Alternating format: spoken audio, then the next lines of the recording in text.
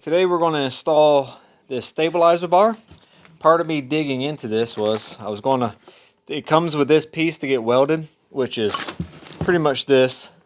I did not do this, I bought it this way. You can buy this whole thing already welded for like $40 on Amazon. But it did require me buying a ball. And the reason why is this hitch is cast iron and this is steel. They don't bond the best. This is a trailer. Don't really want to find out. I didn't have anybody confident around me to give me the okay. So we're just going to have this as a spare. Also, this ball is 1 1/4 on the bottom, and this one's 1 inch. So I haven't tightened anything down. I just have everything mocked up. I have the truck waiting to go hook up to the trailer so we can start mocking this up. So I'm gonna go ahead and hit these with some impacts. That's how it looks installed. Looks kind of funky, really. You always hear jokes about people hitting their knees on these things, so it really kind of adds that zazz to it. We're all hooked up. Fairly easy. Wish I could record like B-roll, but anyways. So now we got our ball here. We got to do some measurements. I think it's 24 inches back, but I'm gonna get my instructions. And we're gonna see where we're gonna have to drill into the side of this, and then go through its procedures for like making sure the alignment's right. Okay, so after more review, so pretty much what we need to do is like do the same measurement offset from like, so if that's 6 inches, 6 inches. So I did 3 inches pretty much from this angle to this angle. So I knew my measuring tape was straight along this line. And I ended up just putting my mark in between where I was measuring straight back and then where I was measuring at like a weird angle. So now it says the ball has to be aligned with that. So I'm gonna scribe where these holes go. And then what happens is this falls in the middle of that plate. So then I can start by this spacer plate. And then it comes with self-tapper screws, which are right here. And then we'll drill and start installing these. And I don't think anything's behind here, so make sure there's nothing behind here. I don't have no wiring. All my wiring runs on that frame rail. So that's where we're at. I'm using this, I think it's a 1/8 drill bit to do the starter hole.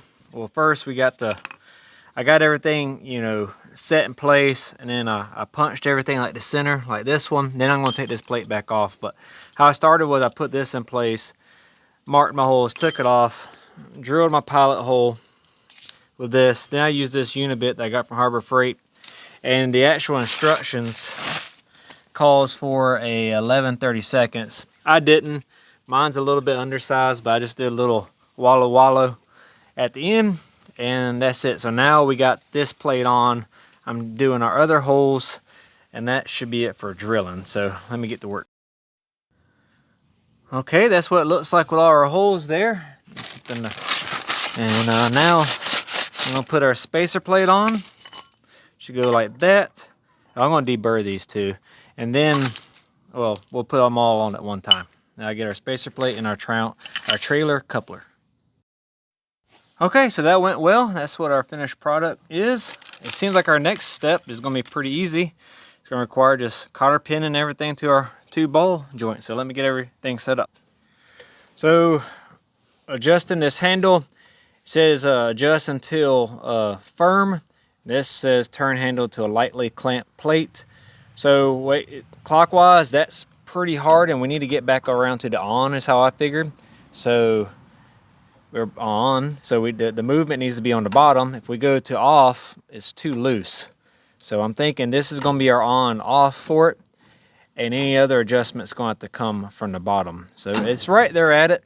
So we're gonna roll with that and go from there. So one of the things the instructions said is, I got my brother in the back, and it said jackknife your trailer and see if your sway bar collapses too much or not.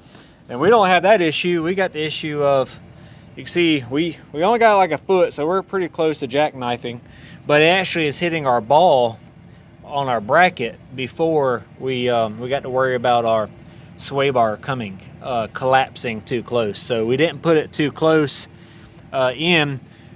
And I guess now I need to go the other way and see if it's going to pull it out. So let's simulate that now. It's going to be kind of hard in my driveway though.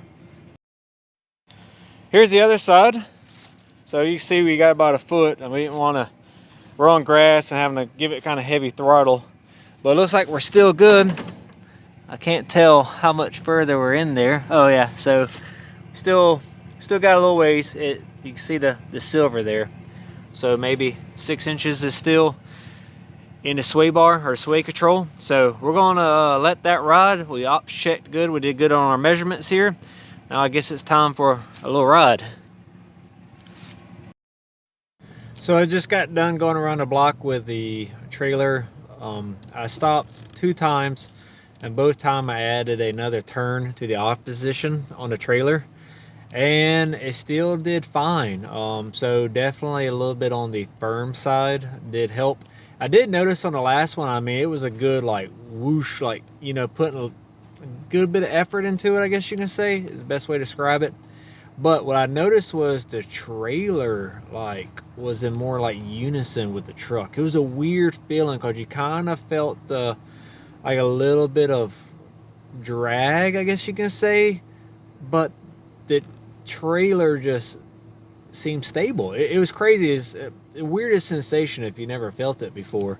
Because usually when you make a turn and the trailer kind of, you know, whatever or something like that, it slowed its reaction down, where it actually followed the trailer more in unison. Really weird to describe. So I don't know, definitely a little bit tighter was better, and I'm actually really excited to tow something on a trailer now. It's pretty outfitted. But that's my review. I actually highly recommend it because even with a unloaded trailer, it made it feel a lot more stable, which is so cliche because of stabilizing bar or something like that. But it does. It's really wild. Can't believe I haven't heard more people talk about it. But I know I'm jibber jabbering, but it's just like people don't balance trailer tires. I highly recommend it. I don't know why people don't balance trailer tires. It made the ride on this trailer so much better. But anyways, I'm gonna end it off here. I hope this helps somebody, and on to the next one.